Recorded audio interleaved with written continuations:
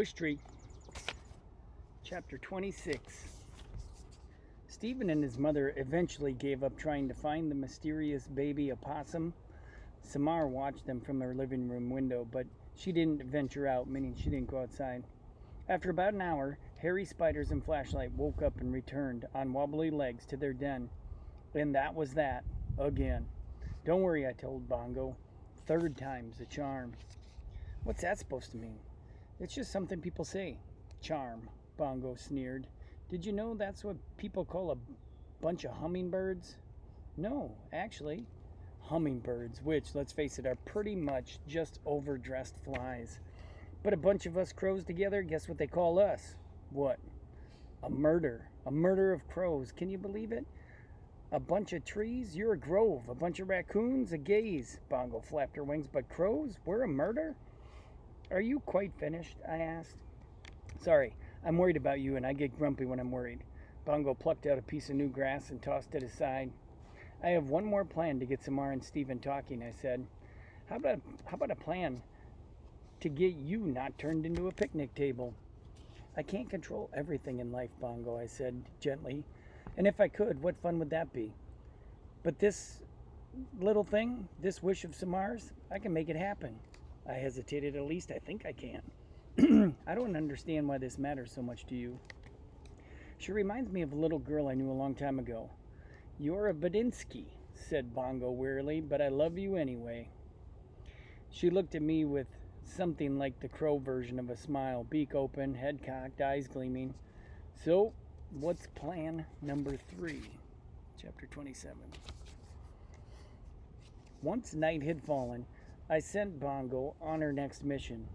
All you have to do is untie Samar's wish, I instructed. Oh, she said, is that all? Bongo flew to the low branch where Samar had tied her pink dotted fabric scrap. She yanked on it with her beak several times. Easier said than done, she reported. You're a crow. Use a tool. Crows are well known for making and using tools. They're probably the brainiest birds around. Bongo poked and considered. I have a paper clip in my collection. I'll give that a shot. It'll never work, Agnes predicted from her nest. I think owls are secretly a bit jealous of crows. One by one, heads poked out of my hollows, as well as the skunk den under the porch to watch Bongo at work. What's Bongo doing, Ma? Asked one of the ewes. It's called tool use, said Big Ewe. No big deal. Folks, if you can't say something helpful, I said, please don't say anything at all. Bongo returned with a small piece of twisted metal. Straightened paper clip, she explained. Found it on the school playground. With great effort, she managed to slide the straight end of the paper clip into the knot. But try as she might, she couldn't pull the knot free. Almost got it, Bongo muttered between her clenched beak. Why is Bongo doing that? Harold asked Agnes. There's no explaining crows, Agnes said. Because I asked her to, I said, because it's important to me. With a frustrated groan, Bongo let the paperclip fall to the ground. It's no use, Red, she said. Maybe it's time to give up on this idea, I said with a sigh. I'm not meant to help. I'm meant to sit here. Just sit. A gentle wind rippled my leaves. No one spoke. Wait just a minute, said Big Ewe. Maybe I can lend you a paw. You're awfully heavy for that branch, Agnes pointed out. Let her try, I said. Carefully, Big Ewe inched her way out under the limb where Samar's wish was tied. She was indeed heavy, and my branch bowed under her weight, so it bent down. But I held firm. She toyed with the knot, using both front paws. Before long, she pulled the strip free. Ta-da! She cried, clutching the fabric in her right paw. Well, I did the hard part, Bongo sulked.